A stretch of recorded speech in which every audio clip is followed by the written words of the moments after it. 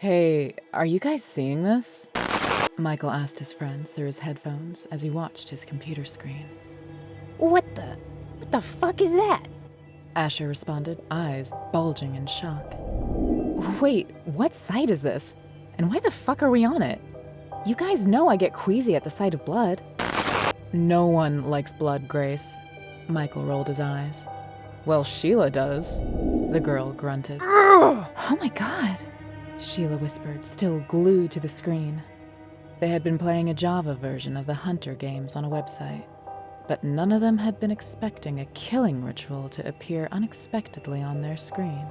Nobody understood how their game's site had been blacked out and replaced by this sadistic pop-up. Transfixed in horror, the four teenagers watched as the video showcased one explicit murder after the other. An inexorable line of senseless death that seemed never to end.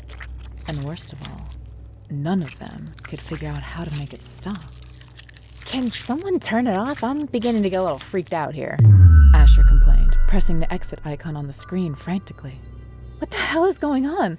What's happening? Sheila complained, trying hard not to let fear creep into her voice. The video was a grainy one, as if it had been shot years ago. But underneath the filmy static, the carnage on display was unmistakable. Do you know who I am? The message popped up on their screens, much to everyone's dismay. Is anyone else getting this message? Michael asked, staring at the red text. The "Do you know who I am" message? Yeah, it just popped up on my screen too, Grace replied. The others gave murmurs of acknowledgement, when almost immediately, another message popped up. Although this time, it didn't feel like a prank anymore. This one made it real. I am coming for you. All of you. Okay, shit just got real, y'all. Can't we just log out? I've tried logging out, but it's not working. It could probably be a prank, or maybe someone's just trying to scare us, Grace suggested, trying to calm the others.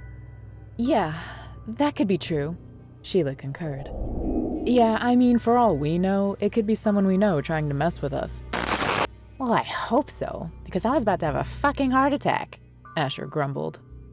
Oh wait, the system's back on. Thank God, I was about ready to start pulling out cords, Michael joked, easing the group's tension. You guys are coming to Dexter's party, right? Nah, he's a douche. I'd rather we do something else. Yeah, we could throw ourselves a mini party, order pizzas, I'll bring the booze, and we could just have fun at one person's place, Asher suggested, opening a bag of chips. Well, my parents won't be home until Monday, so we have Friday night to ourselves. Sweet. So we can smoke pot then? Asher asked eagerly. No, I'm asthmatic, remember? Grace spoke up. I guess we'll just stick to the booze. I'll get the keys to my dad's minibar. Well, then it's settled. Tomorrow by 7? Sounds good. Why do you look like you haven't slept in years? Grace raised her brow at Michael as he opened the door, who looked like he was about to drop from exhaustion. Because I haven't gotten any sleep since last night. For some odd reason, I've been getting a series of prank calls, and my doorbell keeps ringing, keeping me up all night. You sure it's not your neighbor? Nah, they left for vacation yesterday. He yawned tiredly. Where are the others? Sheila stopped by the gas station to get something, and I haven't heard from Asher yet. That's all right. Come on in. You should order the pizza now. I'm going to the bathroom.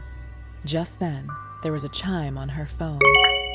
Michael watched in surprise as her expression darkened. Is everything all right? I've been getting these sorts of messages since yesterday. There's no number, just the message, she said, showing him the message. R.I.P. Have you reported it to the authorities or something?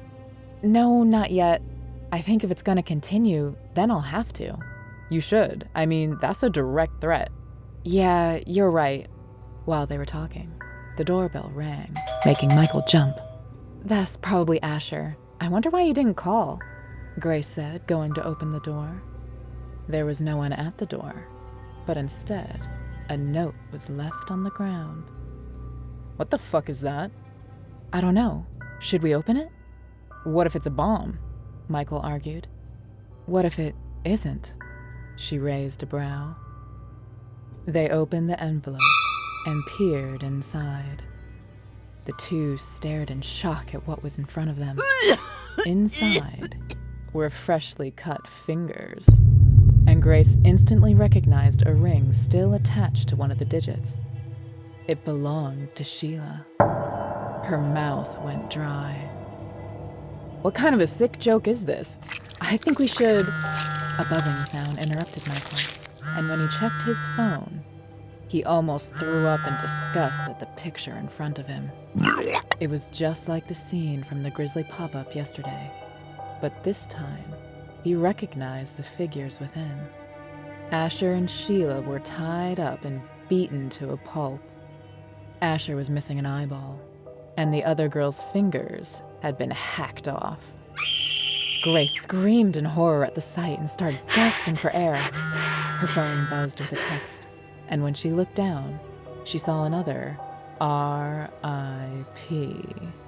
splayed across her screen. She and Michael locked eyes for a moment before they both bolted from the house. They had no idea where they were going. Fight or flight was all-encompassing, as their only coherent thought was to get out before whatever had gotten to their friends caught them. They had not run far before Michael suddenly dropped to the ground. Grace ran back to him, but was shocked to her core to discover that he had been shot. His head had been split open like an overripe melon, and she could see what was left of his brain spilling out. She screamed in fright, backing away fearfully from the body. Her phone rang again. It was Sheila. She hurriedly picked it up in relief. Sheila, is that you? Where are you? Michael just got shot. An evil laughter rang out from the other end of the phone, effectively cutting her off. Sheila? She asked fearfully, already dreading the inevitable. Run, little kitty. You're next. I can see you. She screamed and started running in the opposite direction, refusing to look at the message scrawled on the billboard in front of her. You're next.